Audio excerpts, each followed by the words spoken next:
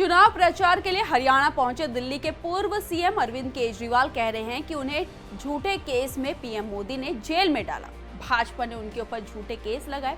हालांकि आम आदमी पार्टी और अरविंद केजरीवाल शुरुआत से ही ये बोलते हैं, लेकिन आम आदमी पार्टी और पार्टी के संयोजक अरविंद केजरीवाल को ये समझने की जरूरत है कि वो जमानत पर बाहर आए हैं, वो मामले से बरी नहीं हुए हैं।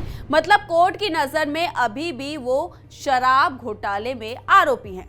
बस उन्हें जमानत पर बाहर भेजा गया है और आज आधे से ज्यादा आरोपी जमानत पर बाहर हैं। कोर्ट ने साफ कहा है कि आप सीएम ऑफिस नहीं जा सकते, पेपर में साइन नहीं कर सकते। मतलब तो यही हुआ कि आपको छोड़ दिया गया है, लेकिन आपके हाथ बांध लिए गए हैं और फिर आप कहते हैं कि हमें झूठे केस में फंसाया गया था। मैं एक ईमानदार इंसान हूं। हालांकि अरविंद केजरीवाल ने इसके अलावा बहुत कुछ बोला है, यानी कि केस को लेकर भी बहुत कुछ बोला और ये साफ शब्दों में कहा कि मैं एक ईमानदार इंसान हूं और मुझे झूठे केस में फंसाया गया था। लेकिन कोर्ट और जांच एजेंसियों ने क्या क्या कहा था, ये सभी जानते हैं। इसके अलावा अरविंद केजरीवाल ने क्या कहा, सब आपको दिखाएंगे, लेकिन उससे पहले आयरन भारत को जरूर सब्सक्राइब कर लीजिए। नमस्कार, मैं मंजू रुधियाल और आप सभी का स्वागत है आयरन भारत। हरियाणा के भिवानी के हुडा पार्क में आम आदमी पार्टी प्रत्याशी इंदु शर्मा के समर्थन में जनसभा को संबोधित करते हुए अरविंद केजरीवाल ने कहा कि उन्हें झूठे केस में फंसाया गया था। क्या मोहल्ला क्लिनिक, गली गली में मोहल्ला क्लिनिक बना दी, 5 रुपए की गोली हो वो भी फ्री, और अगर 20-25 लाख रुपए का ऑपरेशन होगा वो भी फ्री। सारा इलाज मुफ्त कर दिया मैंने लोगों का। बुजुर्गों को तीर्थ यात्रा करवा रहे हैं। 1 लाख से ज्यादा बुजुर्गों को मैं रामेश्वरम, पुरी, द्वारकाधीश, हरिद्वार, ऋषिकेश, मथुरा, वृंदावन, अयोध्या जी, जगह जगह में तीर्थ यात्रा करा। उन्हीं के आशीर्वाद का परिणाम है जो आज मैं जिंदा खड़ा हूं, नहीं तो ये तो कब का मार चुके होते मेरे को। तो इनको लगा, प्रधानमंत्री जी को लगा, ये केजरीवाल जो इतने काम कर रहा है इसके काम रोको। पहले ये दिल्ली जीत गया, फिर ये पंजाब जीत गया, अब ये हरियाणा जीत जाएगा, फिर दूसरे राज्य। इसके काम रोको, इसकी ईमानदारी पे चोट करो, इसको बेईमान साबित करो। तो उन्होंने, प्रधानमंत्री जी ने एक षड्यंत्र रचा, एक फर्जी केस बनाया और फर्जी केस में इसने हमारे सारे नेताओं को जेल में डाल दिया। बोले केजरीवाल चोर, केजरीवाल भ्रष्टाचारी, केजरीवाल बदमाश, केजरीवाल ये, केजरीवाल वो। 5 महीने में जेल में रहा, अभी जेल से बाहर आया हूं, दिल्ली में घूम रहा हूं। भाई साहब, दिल्ली का एक भी आदमी नहीं कहता कि केजरीवाल चोर है। सब कहते हैं केजरीवाल कुछ भी हो सकता है, बेईमान नहीं हो सकता केजरीवाल। पहले भी पार्टी ये कहती आई है कि पीएम मोदी ने केजरीवाल के ऊपर झूठा केस लगाया, उन्हें जेल में डाल दिया। पर सच ये है कि केजरीवाल की जांच एजेंसियां कर रही थी, पर पार्टी ने बार बार पीएम का नाम लिया। जबकि अरविंद केजरीवाल ने यह भी कहा कि सीबीआई, ईडी को मेरे और मनीष सिसोदिया के घर से कभी कुछ नहीं मिला।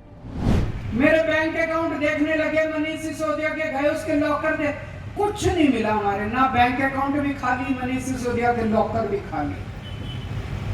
10 साल में आपके बेटे ने केवल इज्जत और ईमानदारी कमाई है, पैसा नहीं कमाया मैंने।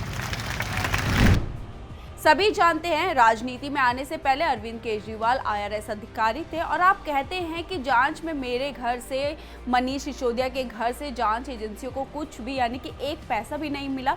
लेकिन सवाल तो ये है कि इतने पैसे रखता कौन है घर में? 100 करोड़ कोई कम रकम तो होती नहीं है। और आप, जिसे पता है, जिसे बार बार नोटिस मिल रहा है जांच का, वो अपने घर में पैसा क्यों रखेगा? जबकि दिल्ली शराब घोटाले में सीबीआई ने खुलकर कहा था, यानी कि खुलासा किया था कि अरविंद केजरीवाल ने गोवा विधानसभा चुनाव में हर कैंडिडेट को 90-90 लाख रुपए देने का वादा किया था।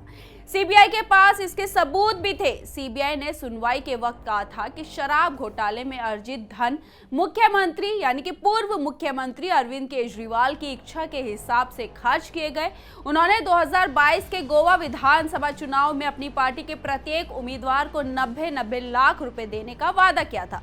सीबीआई ने स्पेशल जज कावेरी बावेजा के सामने ये दलीलें रखी थी, जिसके बाद अरविंद केजरीवाल की न्यायिक हिरासत भी उस वक्त बढ़ाई गई थी। महिलाओं से वादा करते हुए अरविंद केजरीवाल ने कहा कि हर महिला के खाते में 1000 रुपए डाले जाएंगे।